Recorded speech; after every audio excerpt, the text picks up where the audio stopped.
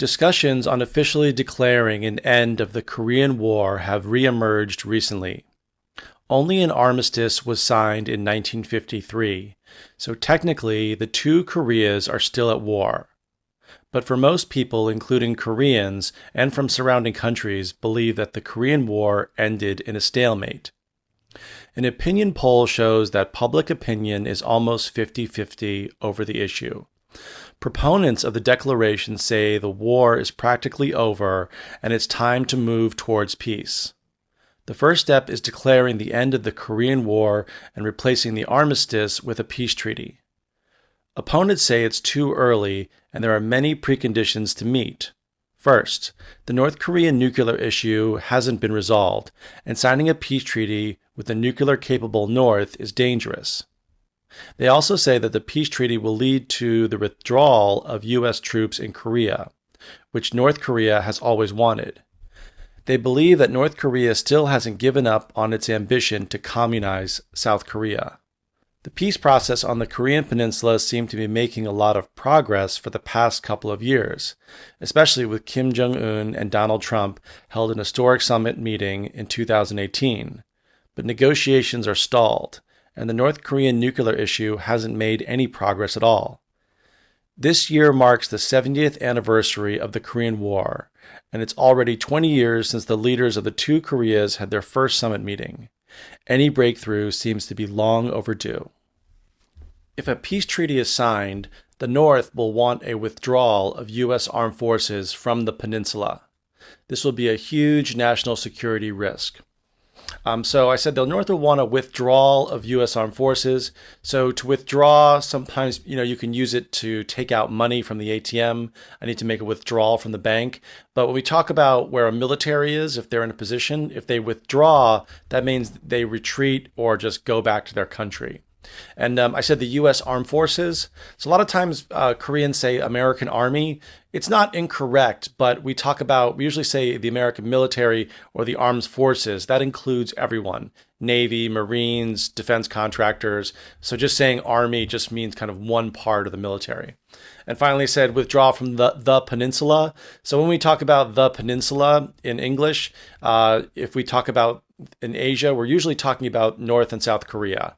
So there's problems on the peninsula. So there are peninsulas all over the world where a landmass juts into the ocean. But in this case, we talk about there's like war on the peninsula. Most people think of North and South Korea.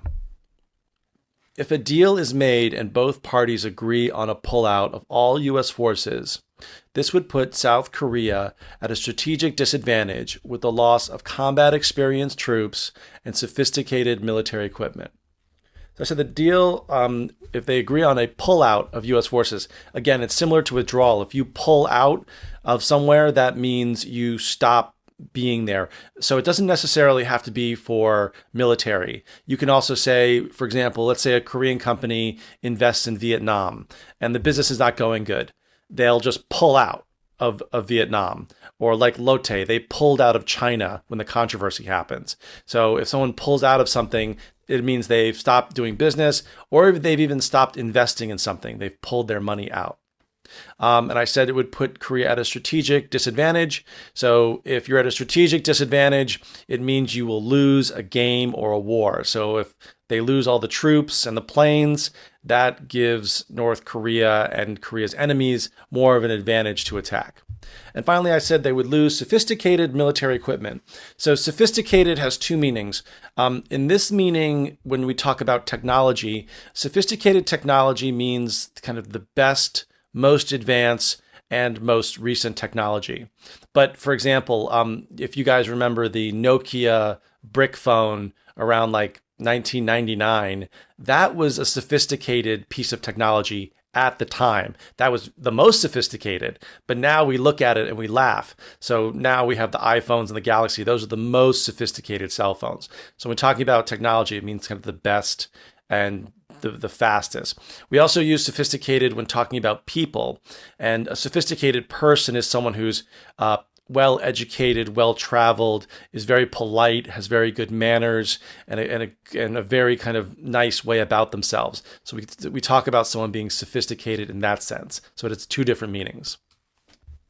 The sticking point in a negotiation is the denuclearization of North Korea. If they do not make this concession, there will be no peace treaty. All right, so this is a lot of negotiation language. So we talk about the sticking point. A sticking point is an item or topic when negotiating that both sides cannot agree on. So the South wants no nukes, and the North wants to keep their nukes. And they agree on everything else, but that is the one sticking point. That means it's very sticky. It's not getting off the paper. So if there's a sticking point, that's one of the topics they need to talk about in order to resolve. And if it's not resolved, the negotiations will not be successful.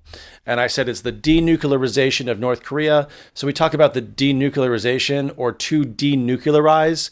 That means taking away someone's nuclear weapons. And then finally, I said, if they don't make this concession, there will be no peace treaty.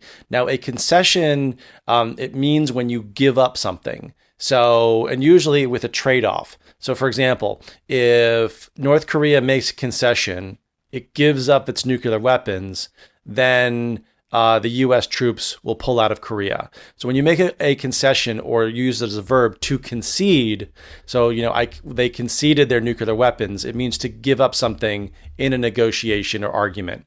So you could also use it at home, so for example, like if you guys are arguing over who should do the dishes, and then, the husband concedes and agrees to do them, that means he gave up. Negotiations will reach a deadlock if North Korea does not agree to dismantle its nuclear arsenal. So again, the negotiations will lead to a deadlock. So a deadlock is when both parties cannot agree, and they usually walk away from the table. So during Trump's and Kim Jong-un's negotiation, it reached a deadlock. They got there, they couldn't agree, negotiations were at a deadlock, and they have been at a deadlock since 2018. There's been no change. So you would say negotiations are at a deadlock. And finally, did not agree to dismantle their nuclear arsenal. So we talk about when countries have nuclear weapons, usually and they ask the other country or their enemy to dismantle it, to get rid of them. Dismantle means to take apart.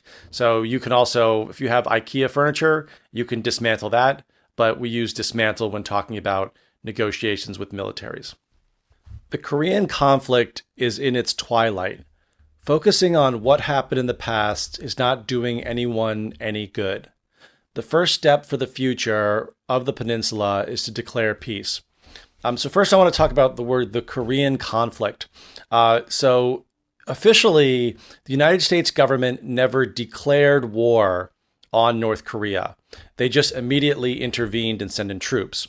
It was the first time the US government ever did this. So technically, we call it the Korean War, but nowadays, since the war is over, we call it the Korean conflict because it's still going on. So we use both the Korean War and the Korean conflict.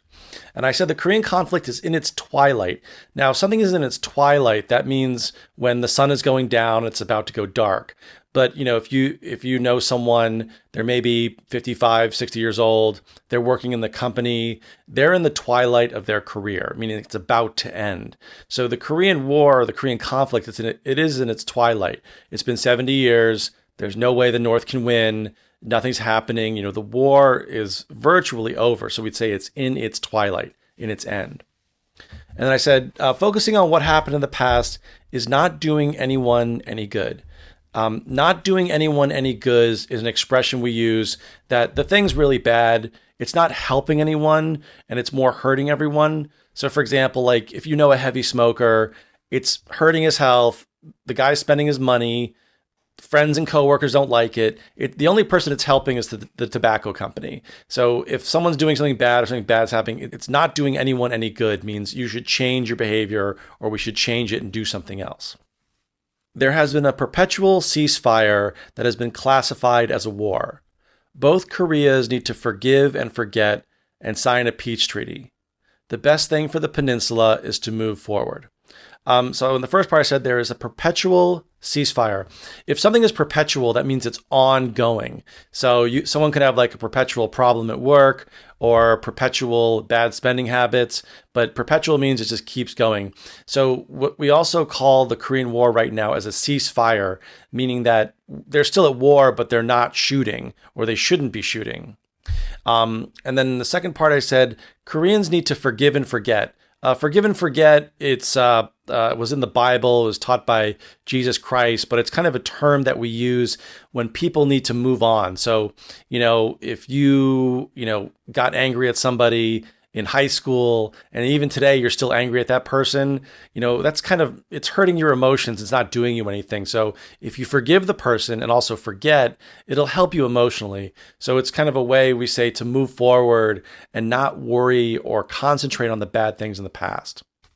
We shouldn't jump to conclusions. It is inconceivable that Stalinism would creep into South Korea and an immediate pullout of troops would happen as soon as the peace treaty is signed. So you shouldn't jump to conclusions, or we say don't jump to conclusions, means that don't react too quickly if something happens.